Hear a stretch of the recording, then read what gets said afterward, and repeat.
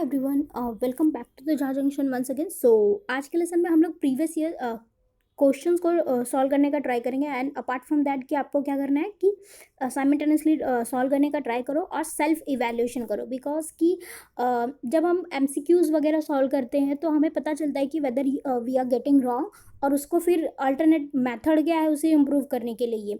अब तक जो पढ़ना था वो आपने क्या किया, अच्छे से असिमिलेट कर लिया। तो जितने एमसीक्यू हो सके ना आप सॉल्व करने का ट्राई करो। ओके, सो ये हो गया सेल्फ असेसमेंट का मीन्स क्राइटेरिया।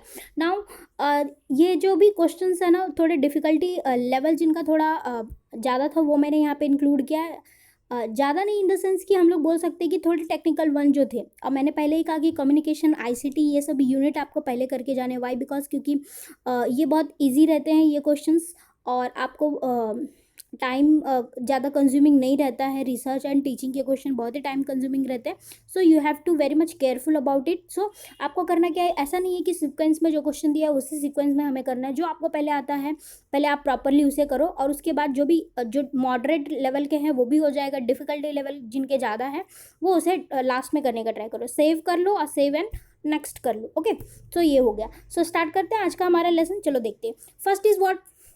अब यहाँ पे क्या दिया है, फर्स्ट दिया है मीडिया एंड सेकंड उसमें क्या दिया है, ट्रांसमिशन। ओके, तो अभी मैच द फॉलोइंग के जो भी क्वेश्चन होंगे ना उसमें क्या करना है कि अगर आपको एक या दो मैच मिल गया तो आंसर में आपको जाना है और देखना है कि ये ए में है, बी में है, या सी में, या डी में, और उसके अकॉर्डिंग ही फाइंड आउट करने की का ट्राई करें। सपोज ऑडियो में आपको नहीं पता चला, it would be linear communication होगा या नॉन पर्सनल कम्युनिकेशन होगा, बैंडविड्थ होगा या फ्रीक्वेंसी मॉड्यूलेशन, चलो नहीं पता चला।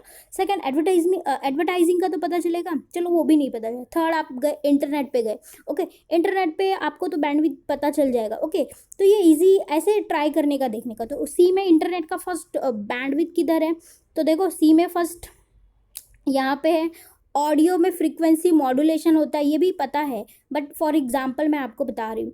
सो सेकंड एडवर्टाइजिंग का थर्ड किधर है, हियर, और ऑडियो का फोर्थ, या तो third would be right answer. D newspaper का linear communication. Okay, that would be second, या तो ऐसे मैच करने का। अगर आपको दो भी मिल गए, अगर दो आपको नहीं भी आ रहे एग्जाम में, तो ऐसे ट्राई करने का, सॉल्व करने का ट्राई करो। ओके, सो ये हुआ। Now, mass media do not have a predetermined function for everyone and people use them the way they like. This is suggestive of the fact that, अब ये क्या बोल रहा है, मास मीडिया क्या कर सकते हैं, एक ही फंक्शन सबके लिए अप्लीकेबल नहीं हो सकता। क्योंकि मीन्स वाई? बिकॉज तो यहाँ पे ऑप्शन हमें देखा content is of little significance, नहीं इसके लिए नहीं। कंटेंट का सिग्निफिकेंस कम है, इसके लिए नहीं। Second, content lacks plurality, content बहुत ज़्यादा अमाउंट में नहीं है, ये भी रॉन्ग रीज़न है। Third is audiences are homogeneous, नहीं, ऑडियंसेस क्या रहते हैं, हेट्रोजीनियस रहते हैं ना। जो भी एक सोर्स से, मास मीडिया मतलब एक सोर्स से मैसेज जो ट्रांसमिट हो रहा होता है तो वो डाइवर्स ग्रुप को क्या हो रहा होता है, ट्रांसमिट हो रहता है। इसका रीज़न ये है कि audiences are very much active, that because जो भी प्री डिटरमाइंड फंक्शंस वो एवरीवन के लिए वर्क नहीं कर सकता है। ओके, क्योंकि पीपल उसे यूज़ करते हैं the way they like that. Okay, now accordingly जिसको means it is based on the likes and dislikes of the particular people. Okay, now in context of the communication usual sequence is, क्या होता है sequence communication के context में, ये कौन सा sequence follow होगा ये पूछ रहा है। ओके, तो एक एक का देखो, पहले लैंग्वेज होगा, फिर कम्युनिकेशन होगा, फिर सोसाइटी होगा, फिर सिविलाइजेशन। नहीं, पहले क्या बनेगा, कम्युनिकेशन का एक फॉर्म इस्टेब्लिश हो। सिविलाइजेशन वो क्या बनता है, लास्ट में बनता है। ओके, पहले कम्युनिकेशन पहले हो जाएगा, फिर सोसाइटी बन जाएगी, फिर सोसाइटी अगर बन गई तो लैंग्वेज फिर किधर है उसका, फिर लैंग्वेज बनेगा, फिर civilization. No, not at all. और फिर आपको थर्ड में देखना है communication, language, society, civilization, language, society, communication, civilization. आप देखोगे कि सिविलाइजेशन सब में लास्ट में आ रहा है। ओके, सो यहाँ पे क्या बोल रहा है, ये सीक्वेंस कौन सा फॉलो किया गया है, ये सीक्वेंस यहाँ पे फॉलो किया गया है कि पहले क्या बना। ओके, तो पहले कोई कम्युनिकेट करेगा, फॉर एग्जांपल की कम्युनिकेशन के मोड को, ओके, थ्रू सेंसेस और थ्रू व्हाट, ओके। उसके बाद एक कॉमन लैंग्वेज फॉर्म होगा, उसके बाद सोसाइटी का फॉर्मेशन होगा based on that language, and उसके बाद एक सिविलाइजेशन का क्या होगा, एस्टैब्लिशमेंट होगा। तो right sequence would be what, third, okay. So ये होगा a communication process can be considered complete when the sender transmit the message enters the channel, the message leaves the channel, and the receiver understand the channel message. तो ये क्या बोल रहा है कि communication का प्रोसेस कब कंप्लीट होता है? एक तो हमने देखा था कि जब फीडबैक मिलता है, और एक हमने देखा था कि जब प्रॉपर जो भी मैसेज सेंडर ने भेजा है वो रिसीवर ने क्या कर लिया, अंडरस्टैंड कर लिया है, तो वो कम्युनिकेशन कंप्लीट माना जाता है। तो यहाँ पे कौन सा आंसर राइट होगा, रिसीवर ने मैसेज अंडरस्टैंड कर लिया, fourth one, okay.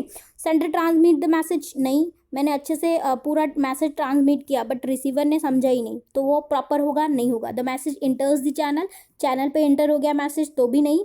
The message leave the channel, okay.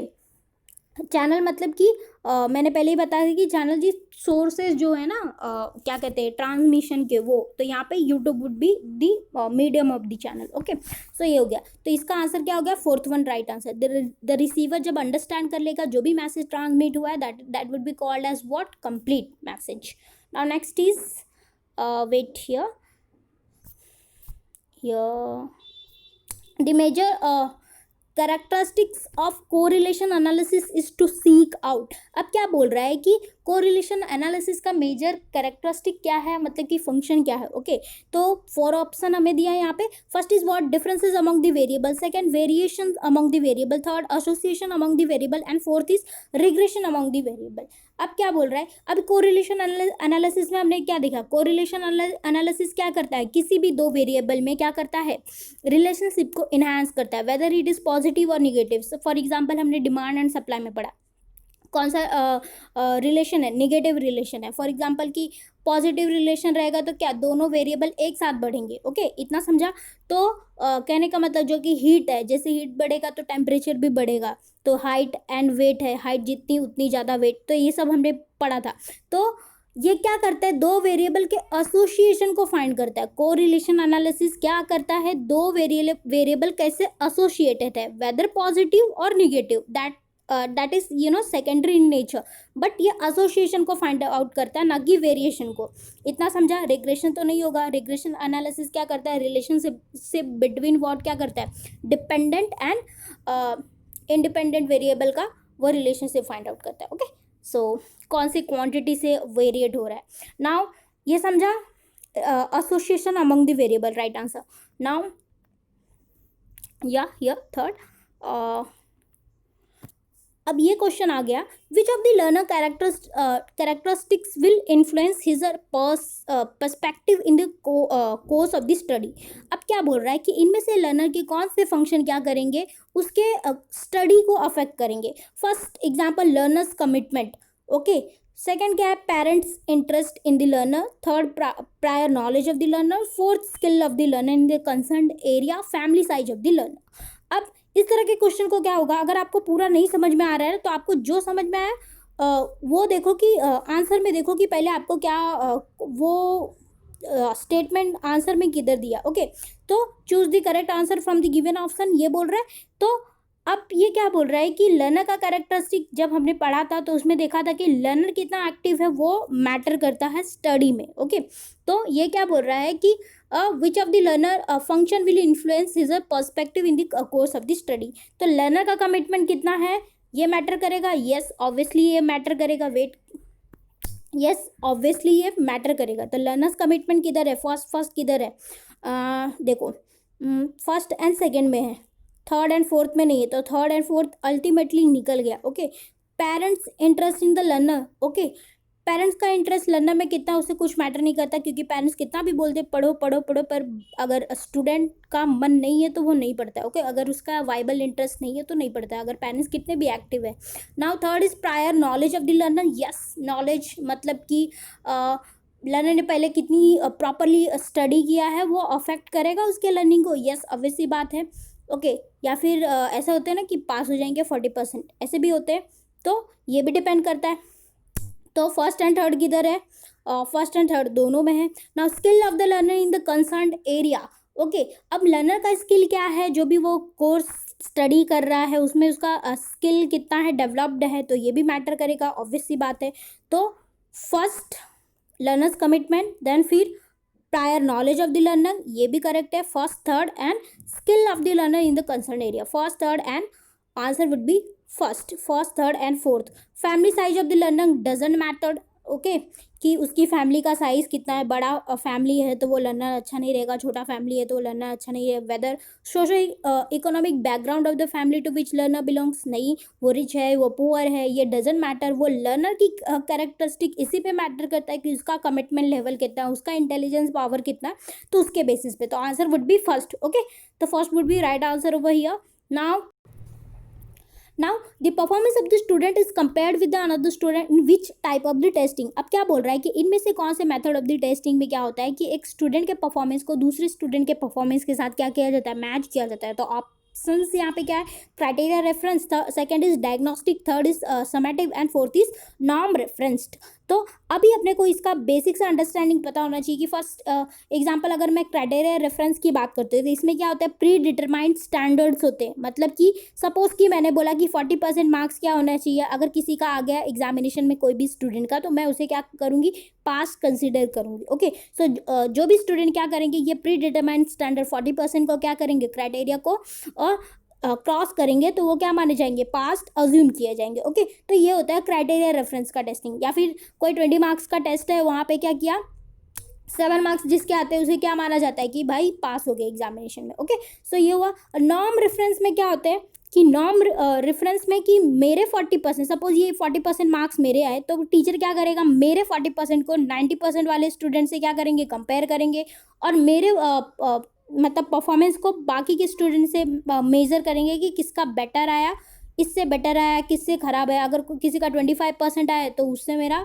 Better आया है। ओके, तो ऐसा, तो 40% ये होता है नॉर्म रेफरेंस टेस्टिंग में। ओके, 7 मार्क्स आए, सपोज मेरे 7 मार्क्स आए, मैं जस्ट पास हुई एग्जामिनेशन में 20 मार्क्स के टेस्ट में, तो टीचर बोलेंगे कि किसी का 20 आउट ऑफ 20 आया, किसी का कोई 1 मार्क्स ही लाया है, तो that is called as norm reference testing. I hope कि आपको ये समझ में आ रहेगा। नाउ डायग्नोस्टिक टेस्टिंग में क्या होता है कि स्टूडेंट के जो भी प्रायर स्ट्रेंथ एंड वीकनेसेस है ना, उसको बताया जाता है कि हर एक स्टूडेंट क्या होता है कि हर एक सब्जेक्ट उसका प्रॉपरली नहीं होता है, कि बहुत सारे सब्जेक्ट उसके क्या होते हैं कि उतने स्ट्रांग फील नहीं करता है, या फिर उस पढ़ते टाइम उसको उतना बोरिंग वगैरह आता है। अब हर एक सब्जेक्ट क्या होता है, हर एक के लिए इंटरेस्टिंग नहीं हो सकता एट एनी कॉस्ट। ओके, और सेकंड थिंग ये भी, जो भी कि जो स्कोरिंग होता है ज़रूरी नहीं है वो हमेशा हमें क्या लगे कि वो इंटरेस्टिंग ही रहे। फॉर एग्जांपल कि अकाउंट्स की एग्जांपल मैं दे रही हूँ कि अकाउंट्स चलो कि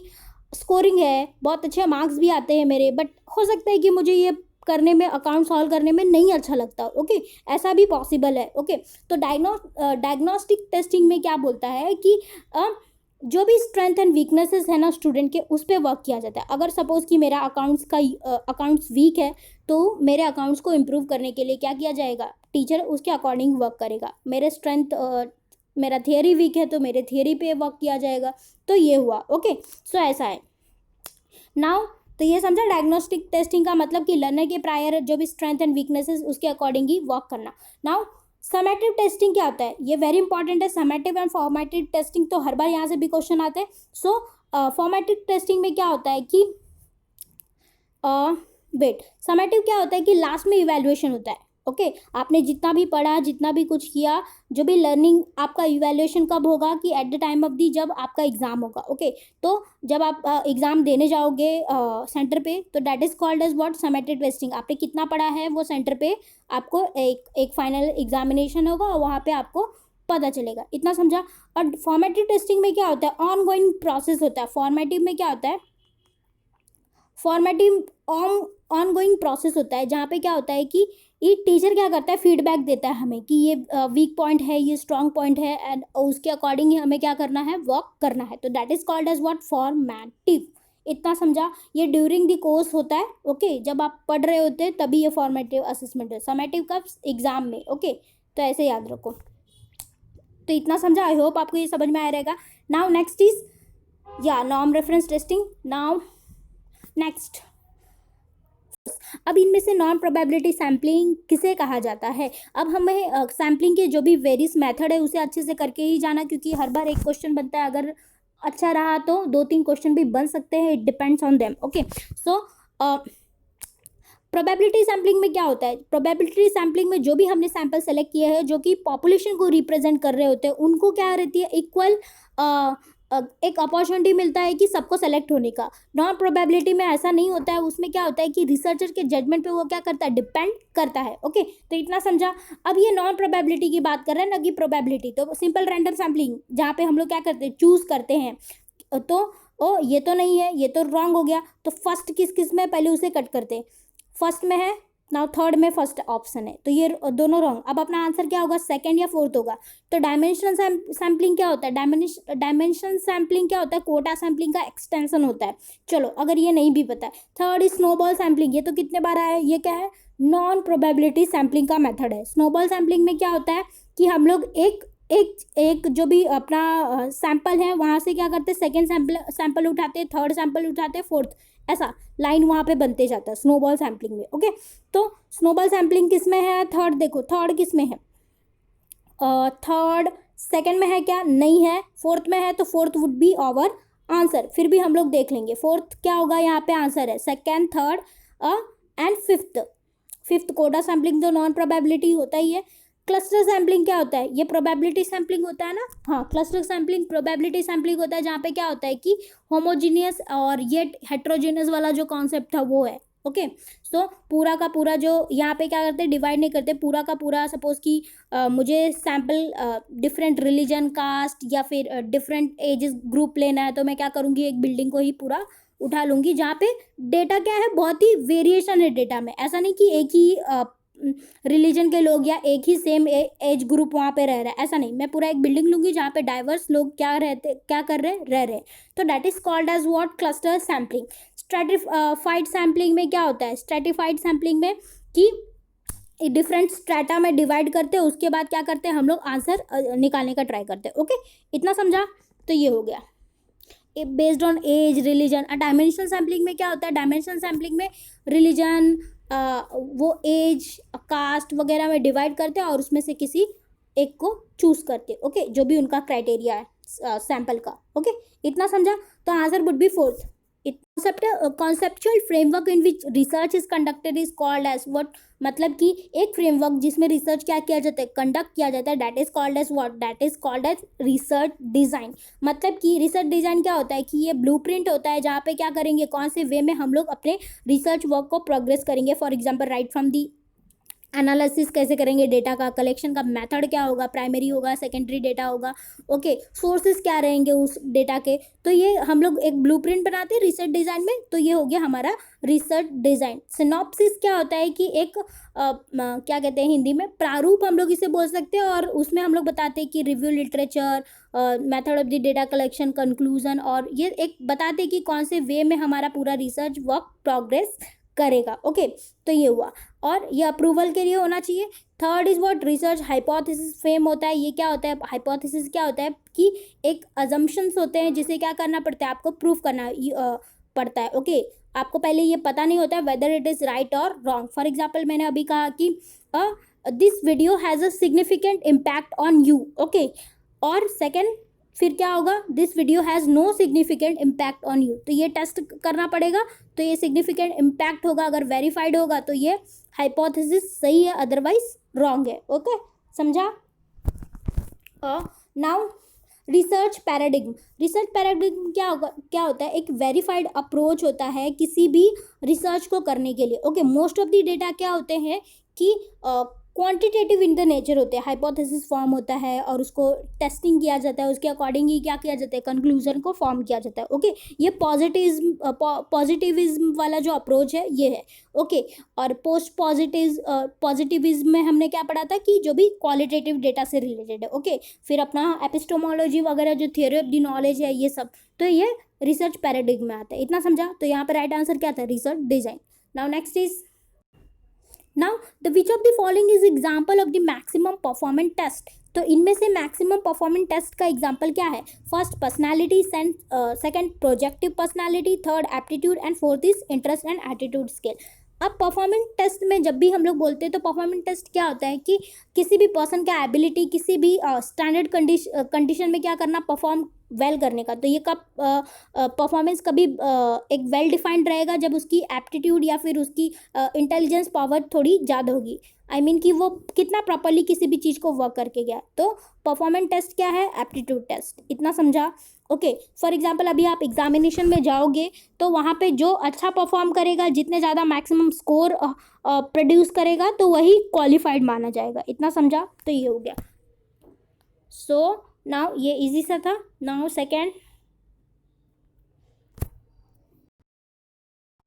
now from the list given below the identify those questions which are called as process rather than content based question. Okay, इनमें से क्या process based question है rather than content based? Okay, content based नहीं है। Okay, ये अच्छे से reading examination में करना, because not word को understand करना। First is convergent, second divergent, third fact based, fourth concept, fifth open and sixth closed ended। और ये ऑप्शन में से आपको क्या करना है? चूज करना है राइट आंसर। ओके, तो आप पहली बात तो कंटेंट बेस्ड क्वेश्चंस क्या होते हैं?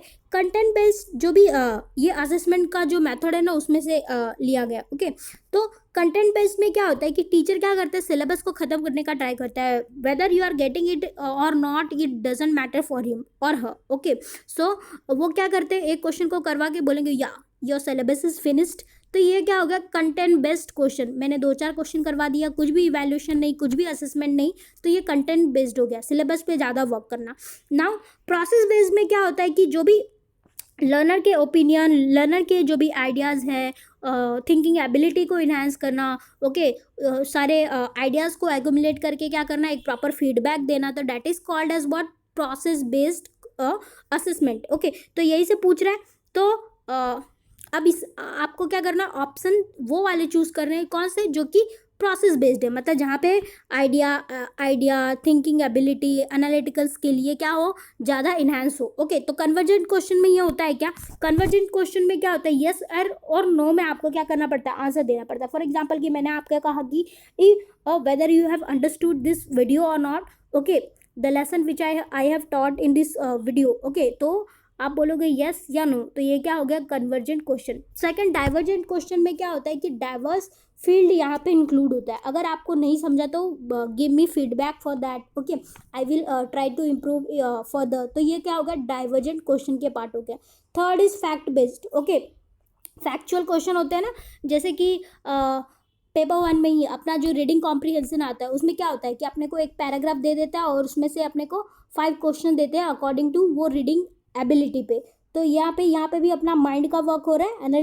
एनालिटिकल स्किल उसी से चेक की जाएगी ना कि आपने वो पैराग्राफ कितना प्रॉपरली पढ़ा है।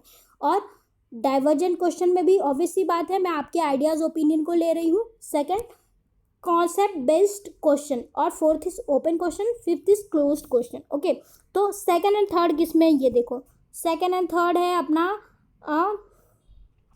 सेकंड वाले में एंड फोर्थ वाले में। तो answer would be either second or fourth. It should be fourth, it should not be M. Okay, ये फोर्थ है या। तो अब आंसर अपना क्या होगा? सेकंड या फोर्थ में से एक आंसर होगा। अब आते हैं आगे।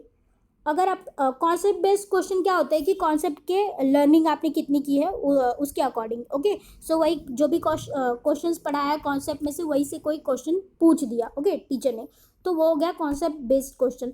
एंड ओपन क्वेश्चन क्या होता है कि आपको क्या किया जा रहा है? फीडबैक के लिए इनहांस किया जा रहा है कि चलो फीडबैक दो कोई भी टॉपिक पे या फिर किसी पे भी। सपोज कि मैंने कोई भी जैसे कि मैंने परफॉर्मेंस अप्रेजल पढ़ा है, तो मैं बोलूँगी कि define the performance appraisal, what are the limitation of it or what are the different kinds of feature of it. तो ये क्या हो गया? Open question. और क्लोज्ड क्वेश्चन क्या कि यस और नो, कन्वर्जेंट क्वेश्चन की तरह यस और नो टाइप। ओके, तो यहाँ पे क्या हो गया? ओपन क्वेश्चन क्या करता है? थिंकिंग आपको थिंकिंग एबिलिटी को बढ़ा रहा है।